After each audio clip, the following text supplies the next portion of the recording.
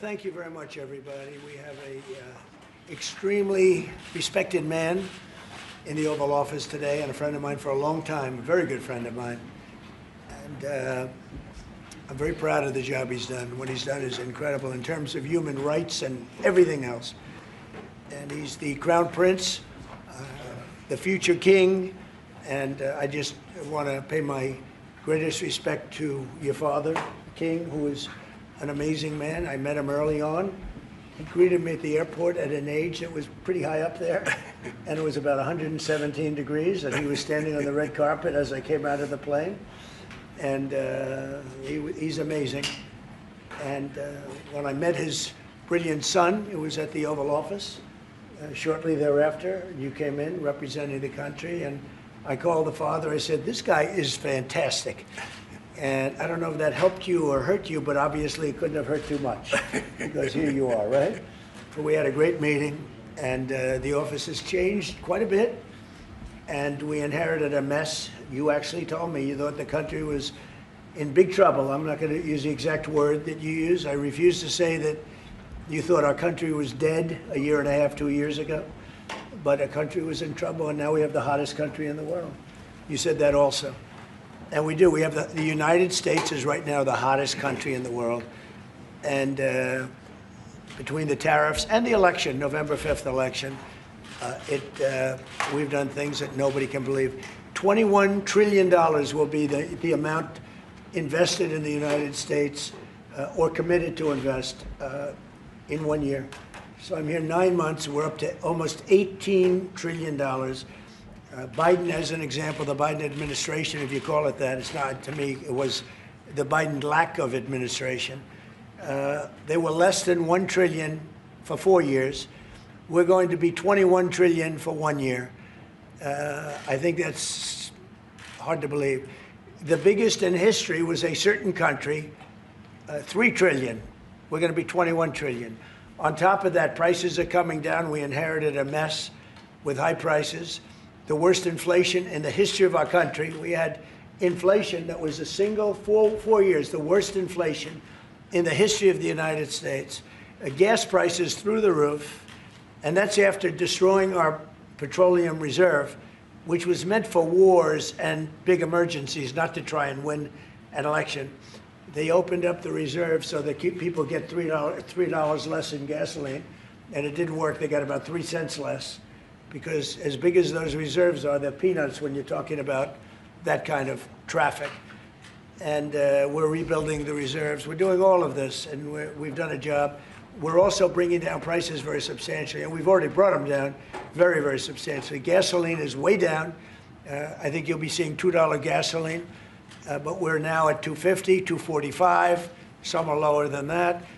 It was $4.50, $5, $6, $3.50, $3.75.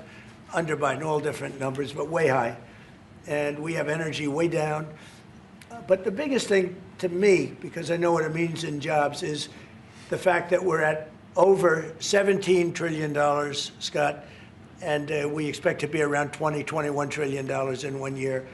And that's many times bigger than in history. The highest number was $3 trillion. And we're going to be at $21 trillion. That means new plants, new AI, new auto plants. We have auto plants coming in from Canada, from Mexico, from Germany, from Japan. Toyota just agreed to invest $10 billion on new auto plants, all American workers. We've never been in a position like this. You can go back to the beginning. Our country has never been in a position like this. And it really is because of the fact that we use tariffs to bring all this money in. And you're going to see the results in a year when these plants start to open up. We have more plants under construction now than at any time in the history of our country. And these are big plants. These are the biggest plants anywhere in the world. And I want to thank you because you've agreed to invest $600 billion into the United States. And because he's my friend, he might make it $1 trillion, but I'm going to have to work on him. But it's 600. We can count on 600 billion. But that number could go up a little bit higher, yes, or I don't know. We'll see. But we appreciate it very much. So Saudi is going to be investing at least $600 billion, and that means investments in plants, in companies, money on Wall Street, And what it really means for everybody that really counts is jobs, a lot of jobs. We have a lot of jobs. So I just want to thank you. We've been really good friends for a long period of time. We've always been on the same side of every issue. I think we've done a great job in wiping out the nuclear capacity of Iran. Nobody else could have done that. No other president would have done it. We had the pilots in the Oval Office right here. We were celebrating a very successful attack. So I had them in with that beautiful B-2 bomber that's over there. And they said, sir, for 22 years, we practiced this attack. Our predecessors, these were very young guys, so 22 years, they said our predecessors and us practiced the attack on Iran, but no president ever gave us the go-ahead. 3 times a year they went out and they practiced the attack. Nobody let us do it until you came along, and I let them do it because it was the right thing to do. You can't have a nuclear Iran. And so we put you in a very good position. But I just want to say it's an honor to be your friend, and it's an honor that you're here. And if you'd like to say a few words, but thank you very much. Well, thank you, Mr. President. This relation has been a relation for about 9 decades, and we've been working together for a long time. But today it's a very important time in our history because there is also a lot of things that we're working in the future. We believe in the future of the United States of America. We believe in what you're doing, Mr. President, really creating a lot of good things and good foundation to create more economic growth, more business in America. And it will also your work for the world peace. I believe, Mr. President, today and tomorrow we're going to announce that we are going to increase that $600 billion to almost $1 trillion of investment, real investment and real opportunity by details in many areas. And the agreement that we are signing today in many areas in technology, in AI, in earth materials, magnet, etc., that will create a lot of investment opportunities. So you are doing that now. You're saying to me now that the $600 billion will be $1 trillion. Definitely, because what we are signing, it will facilitate that, and we I like will that build very on much.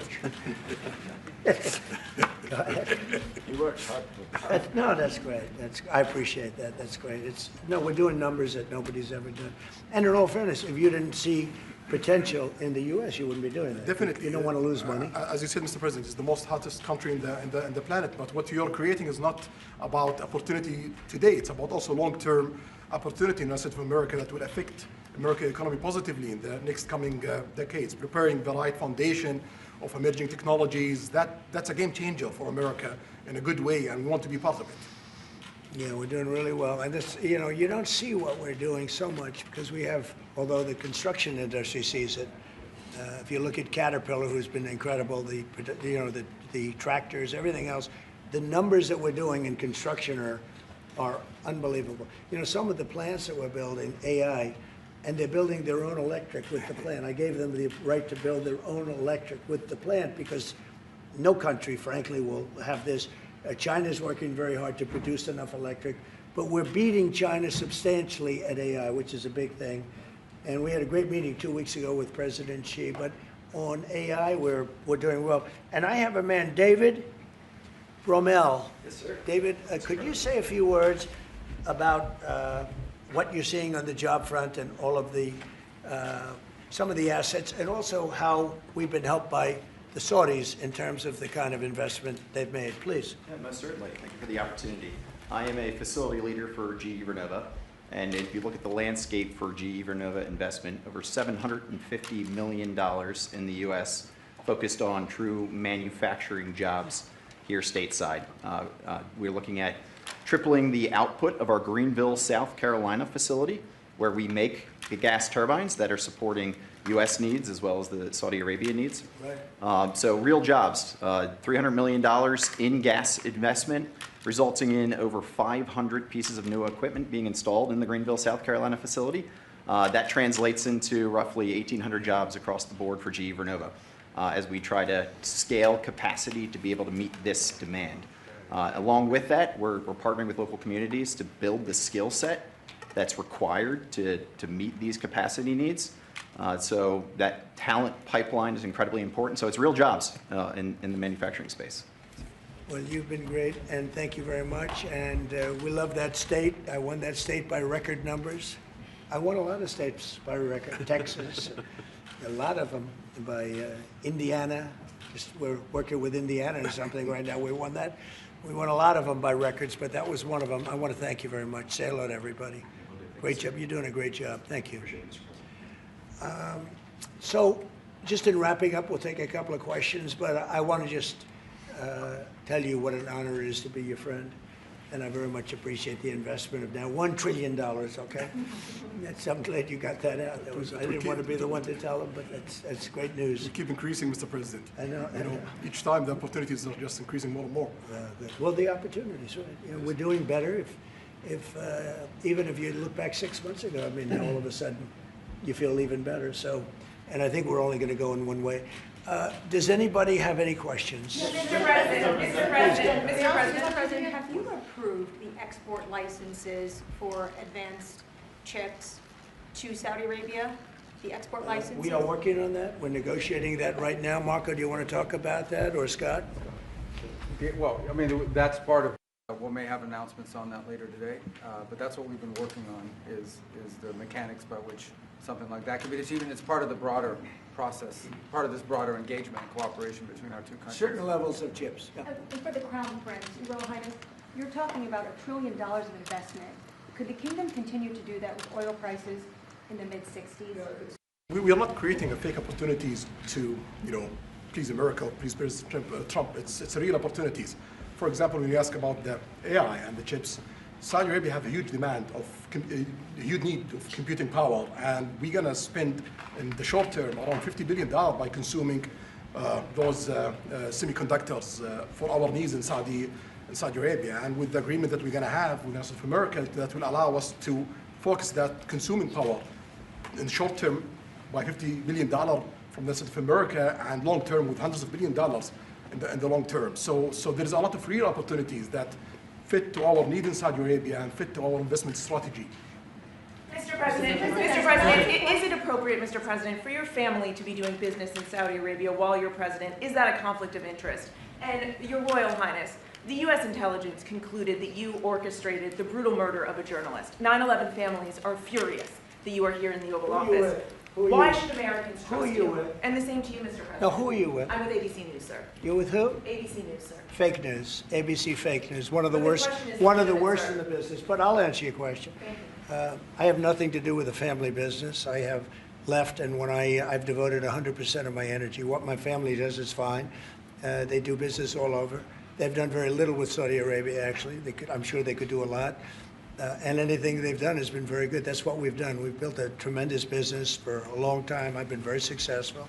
I decided to leave that success behind and make America very successful. And I've made America more successful by far than it ever was, and that it ever could have been, no matter who was president. There would be nobody bringing in $21 trillion, that I can tell you right now. As far as this gentleman is concerned, he's done a phenomenal job. You're mentioning somebody that was extremely controversial.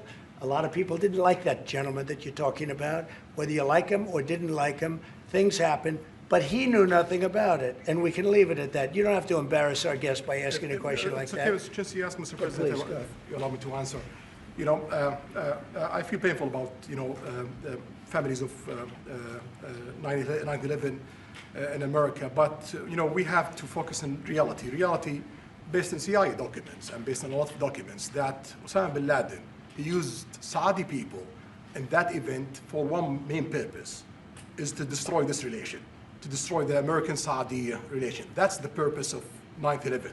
So whoever buys in that means they are helping Osama bin Laden's purpose of destroying this relation. He knows that strong relation between America and Saudi Arabia, it's bad for extremism, it's bad for terrorism.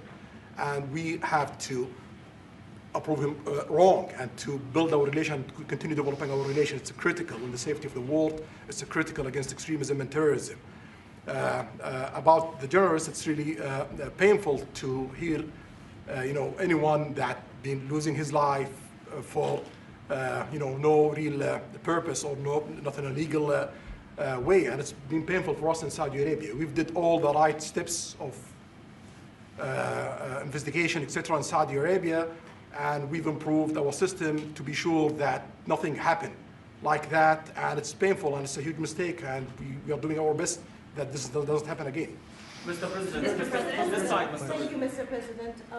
The Crown Prince has been instrumental in helping lifting the sanctions on Syria. Will there be any joint investment between the U.S. and Syria? And will you visit Damascus? Are you from Syria? No, but Where are you from? I'm from Palestine. Oh, you're making a lot of progress, huh? Very good. Well, they like me. The Palestinians like me. The Palestinians are doing very well, actually. I think we're working very closely with a lot of people to make everybody happy, including Israel, the Palestinians, and everybody. That's very interesting. No, I think that I will tell you, the Crown Prince called me, and he specifically asked me if I would lift the sanctions on Syria, because he wants to see Syria make it. As you know, the leader of Syria was just here, and we had a great meeting, and he's a strong guy, and I guess you need a strong person to run it. And I think Syria's made tremendous progress. And we did lift the sanctions at the request of the Crown Prince. Also, the president of Turkey, Erdogan, called me specifically. He said, you know, if you don't lift the sanctions, Syria doesn't have a chance. If you do, they have a very good chance. And between the two of them and some others, I lifted the sanctions. And the results so far have been pretty good. Mr. President, can I ask you a question about the F-35s that are being sold to Saudi Arabia? Are these the same ones that are being used by the Israeli military? And if so, how does that allow for the qualitative military edge for Israel?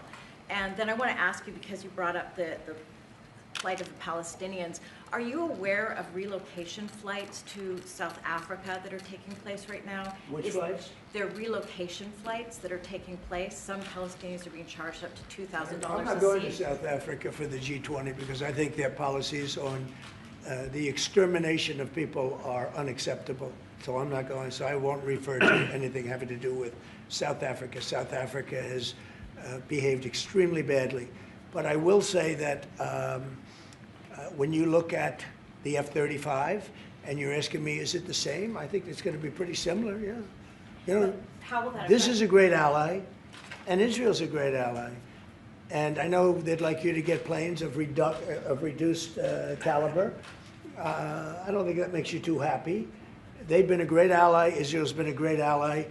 And we're looking at that exactly right now. But as far as I'm concerned, I think they are both at a level where they should get top of the line. Yes, please. Can I just quickly ask for the Crown Prince, if I could just ask about the direct talks between U.S. It's all right. Steve, 1 second. Go ahead. Have you reached an agreement on a U.S.-Saudi defense treaty today?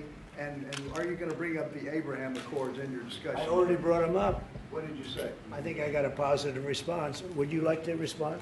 Yeah, so put you on the spot. yeah, so definitely we believe having a good relation with all Middle Eastern countries, it's a good thing, and we want to be part of the Ibrahim Accord, but we want also to be sure that we secure a clear path of two-state solution.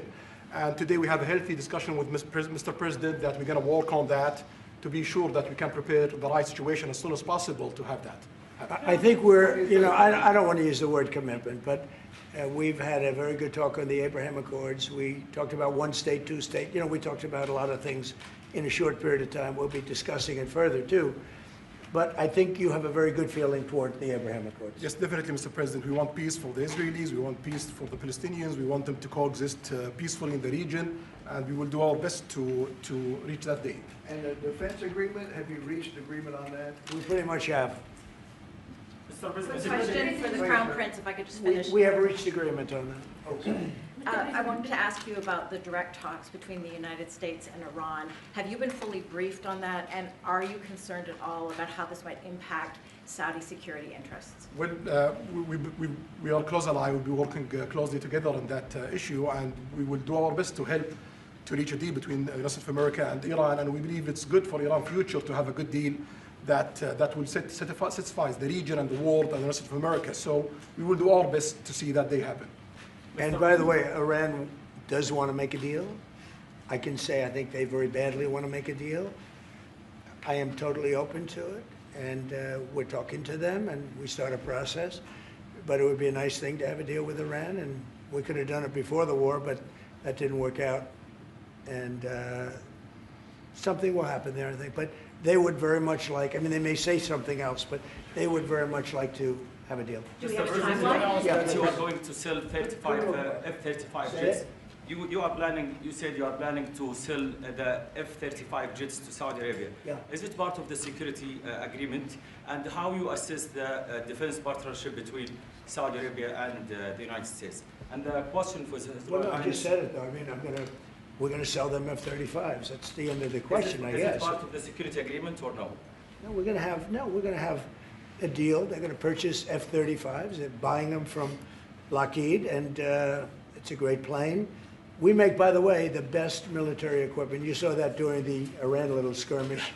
We make the best planes, the best missiles. We make the best offensive missiles. We make the best military equipment in the world. Nice. For His Royal Highness, I would like to ask you about how you see the cooperation between the United States and Saudi Arabia in the advanced technological field, especially AI, and how it will support Saudi Arabia to serve its goal to achieve the vision of 2030. Well, I will try to answer that in short, but definitely there's a lot of interest in many industries between Saudi Arabia and America, and we are signing a lot of agreements in different areas that will really add value to American economy, but also to add value to us in Saudi Arabia. And AI, it's critical for us because one of the long-term problems that we could have is lack of workforce. As you've seen in the past few years, some of them have reached 30% of the global immigration to Saudi Arabia. So we know that to assure the Saudi Arabia GDP growing with the lack of workforce that we have, we need to use a lot of computing power to replace job in the long term. So that's huge demand in Saudi Arabia, and we want to link it to American private sectors and getting the supply from America. So there's a lot of opportunities in that area. And we're also involved in AI in Saudi Arabia. So we're working, and we're leading by a lot on AI. Actually a lot. China would be in second place, but we're leading by a lot. And I have to say this, and our relationship with China has been very good.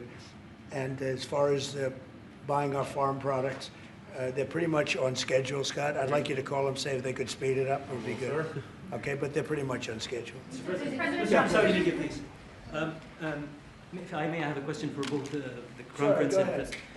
Who are you? Where are you from? Faisal Abbas from Arab News, Saudi Arabia, Your Excellency. You should be a friendly question. Your Royal Highness, just picking up on something you just mentioned about how some people try to destroy the relationship between Saudi Arabia and the United States. Perhaps, since the launch of the vision, we've been used to having the bigger picture and that everything fits into the bigger picture. Might you want to elaborate a little bit about where is the relationship, the bilateral relationship, the strategic partnership between Saudi Arabia and the United States heading, and what's the big picture there? Well, I don't think it's a relation that we can replace it from the Saudi side or the American side. It's a critical relationship for our political attempt, for our economical attempt, for our security, for our military, for many things. And it has been there for nine decades. And the opportunities that we have today, it's huge. And it seems that it's going to get deeper in the next few decades. And what we are having today and tomorrow with President Trump, it's really a huge new chapter on this relation that will add value to both of us. When you think about it, I'm just sitting here. You're with the future king, a man who's respected by everybody, a man that doesn't have to be doing this, really. I don't have to be doing it either. And yet we're sitting here taking questions, we didn't say, oh, you can't talk about this. And there's never been transparency like this, even in his country, but there's never been, in our country, that's been acknowledged. But we didn't put restrictions, and I'm saying it's sort of wonderful to be taking questions from all over the world. Everybody's here. This is just a small group representative of tremendous numbers of media that are outside, that are very jealous that these people were so selected. But they're representing a lot of people that are outside. I think it's terrific that we can be sitting here being this open, and I think it's really a wonderful thing. Yeah. If you don't mind, I have a personal question for you. Okay, here we go. I should have said that. So apart from everything you mentioned in your opening remarks, you forgot to mention that you've de-escalated 7 wars since you started. At least in our part of the world, you are seen as a peacemaker. And adding that to all the executive orders and everything else you've mentioned, I really have to wonder, in your speech in Saudi Arabia, I was there, You said that His Royal Highness does not sleep at night thinking how he does things better. We wonder in Saudi Arabia, how do you manage your own time, and what's your formula for He management? does not sleep much, and I don't sleep much. I think we have the same schedule. We're thinking about our countries. And if you sleep a lot and you're president, we just had one that slept more than any president. He broke every record. He sleeps all the time, during the day, during the night, on the beach. The only guy could fall asleep on the beach with the press watching. No, he's not a sleeper. I'm not a sleeper. We don't. We talk at night. We can talk. I can call him almost any time. He goes, "Hi, how you doing?" It's like the craziest times. But no, when you love your job, when you love your country, and when you're in a position like we are, future king, highly respected, crown prince, and in my case, president, you're thinking about your country. You're thinking about making America great again. We're thinking about keeping Saudi Arabia strong and vital and in a pretty tough part of the world, tricky part, right? Tricky part, a lot of tricky people. But he thinks about his country and I think about my country. I don't want to sleep. President Trump, do you expect a formal civil nuclear deal to be reached soon? Can you talk to us about that aspect With of who? with Saudi Arabia? I can see that happening. Yeah. Do you think that an agreement will happen today? It's not urgent. You know, it's always when you have civil nuclear, but you have more oil than almost anybody else. We actually have more oil and gas than they do, but I refuse to say that. And We have more than we have more than anybody. Can you imagine? And on the F-35s, are those sales? Israel had reportedly wanted those sales to be conditioned on Saudi Arabia moving to normalized relations. Israel will be happy. Israel is going to be That a happy. condition of the F-35? Israel's aware, and they're going to be very happy. Okay? Okay. Yeah, please. Hello. Hi, hello. My name is Amal Hazani from Sharq al-Awsat newspaper, from Riyadh, of course. I have a question for the Crown Prince and for you, Mr. President. Crown Prince of Saudi Arabia, how much you expected from developing the cooperation with the United States in the field of new energy, AI, supply chain? How much you expected from that? No limit. We just continue pushing forward. There's no limit. So we just push forward for all the opportunities that we have. You have to understand, this is really a great ally. Yeah. Just the fact that they're now doing, I came in here at 6, I did not know that. I was pushing for the 1 trillion, but he didn't tell me that. Now he told me. This is a great ally of ours. You know, when you invest $1 trillion, that's national security for us too, because it creates jobs, it creates a lot of things. And I would say, Scott, right, when you hear one country is putting $1 trillion into the United States, that creates national security. And, you know, I think that they don't have to say that, but I think a big part of that is also the fact that tariffs are in play. But even beyond tariffs, that's a real ally that will do that. Creates a lot of power for the United States. We are also in Saudi Arabia very happy because this much of Saudi money is function here, and of course it's come back for us for benefits. So it's complementary interest. So this is the I think what's different the friends and ally do. Well, look, I love the country of Saudi Arabia. I know the people very well. The level of treatment that we go when we go to Saudi Arabia is something that is incredible. And the people like us, and I think they really like America, especially when I'm president. I mean, I don't think they liked America so much maybe for 4 years recently. I think Obama treated Saudi Arabia very, very badly, as you know. And I think Biden didn't have any idea where the hell he was.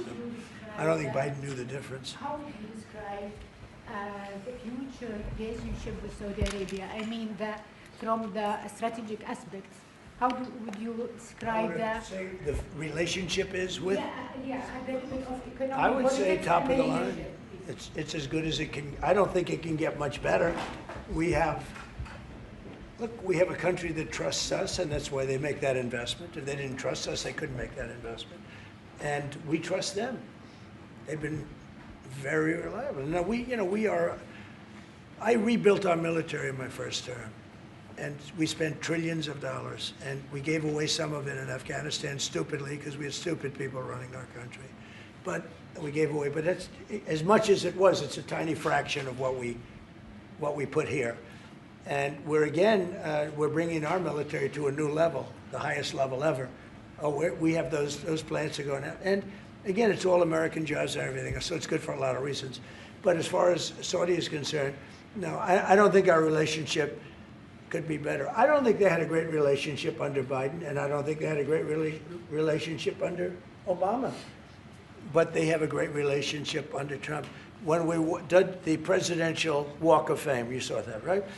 And we're walking, and I asked the Crown Prince, so outside of Trump, because I blow everyone away, who was the best president for Saudi Arabia? And you could, maybe, it's an interesting answer, I don't know. Roosevelt, who started it, which is a Democrat. And Reagan, he's one of the historical presidents that have close ties with Saudi Arabia. But we've worked with all presidents. Does Trump blow them all away? No, it's another league, Mr. President. Mr. President? And Trump doesn't give a fist pump. I grabbed that hand. I don't give a hell where that hand's been. I grabbed that hand. Remember Biden? He travels for 20 hours, gets out, and he gives a fist bump. No. When you get out of the plane and you got the future king and the man who's one of the most respected people in the world, you shake his hand. You don't give him a fist bump, right? We don't want to ask you about that, but I can't imagine you were thrilled. You were like a little bit surprised. He's a fantastic guy. You don't do that. Yeah, please. We're getting closer to the end of the year. Have you started the interviews for the Fed chair? Yes. Who have you interviewed? I think I already know my choice. Who is it? Well, I liked him, but he's not going to take the job. He refused. You like Treasury better, right? Much better, sir. So we are talking to various people. And frankly, I'd love to get the guy currently in there out right now. But people are holding me back. He's done a terrible job, hurting housing a little bit. The truth is, we've been so successful, we've blown past his interest rate stupidity. He's been wrong. That's why I call him too late. He's too late. Jerome Too Late Powell. He was recommended to me by a guy that made a bad choice. And it's too bad. But despite that, it's having very little impact because we have all of these things happening. But it has an impact on housing to a certain extent. He's a fool. He's a stupid man. But we have some very good people. Yes, sir. You'll be sitting down with them in the near future. And we have some surprising names, and we have some standard names that everybody's talking about. And we may go the standard way. It's nice to every once in a while go politically correct. But we have some great names. Steve, please. Have you talked to President Maduro of Venezuela yet? Are you still open to that? He wants to talk. Yes, sir. Yeah, I'm open to talk. I talk to everybody. But no, he wants to. They treated us very badly. They sent all of their prison population into the United States, and we're getting them out rapidly. But he sent all of his, and he sends drugs into the United States and other things. No, he treated us badly. He was dealing with a bad president, and he was able to get away. We have now, I think we have the strongest borders anywhere in the world. Nobody's coming in.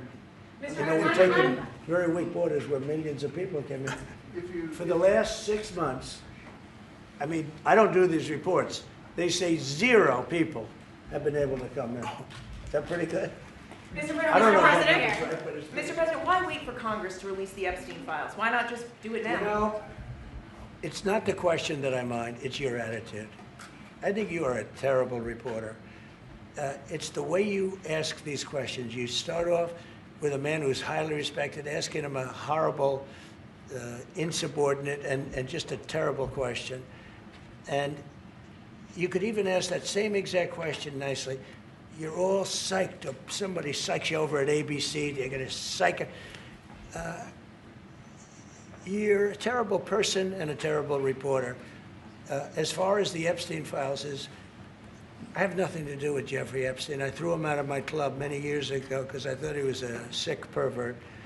But I guess I turned out to be right. But you know who does have Bill Clinton, Larry Summers, who ran Harvard, was with him every single night, every single weekend. They lived together. They went to his island many times. I never did. Andrew Weissman, I hear. All these guys were friends of his. You don't even talk about those people. You just keep going on the Epstein files. And what the Epstein is a Democrat hoax to try and get me not to be able to talk about the $21 trillion that I talked about today. It's a hoax.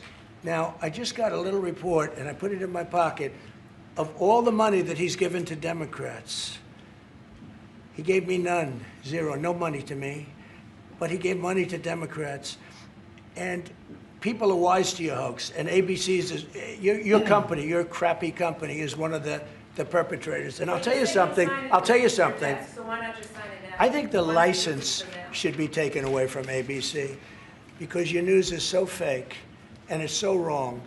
And we have a great commissioner, the chairman, who should look at that because I think when you come in and when you're 97% negative to Trump, and then Trump wins the election in a landslide, that means obviously your news is not credible, and you're not credible as a reporter. So I've answered your question. You should go and look at the Democrats who received money from Epstein, who spent their time.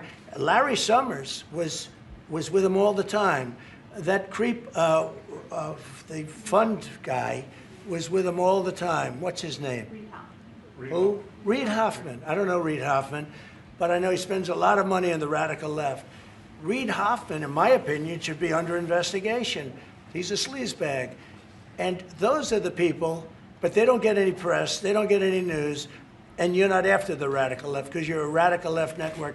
But I think the way you ask a question with the anger and the meanness is terrible. You ought to go back and learn how to be a reporter. No more questions from you. Who else has a question? Prince, very quickly, I want to ask you, how much money is Saudi Arabia giving for Gaza reconstruction? We are in discussion about that. Still, there is no amount being It'll be a lot. named, but It'll be a we lot. will definitely help. Yeah, he's gonna. It's very important to him. And a quick follow-up, the International Security Force, given your pledge there would be no U.S. boots on the ground, what is the U.S. role going to be in that?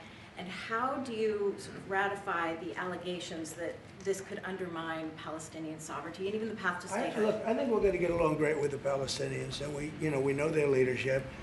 We just had a very, you hate to say war, but it was a war. Very, very successful. And you could say really it was on behalf of everybody. We did that on behalf of everybody. And the outcome was extraordinary because we had the best pilots, the best equipment, the best planes, the best everything. And Israel bought the best equipment. They bought it from us. Everything's from us.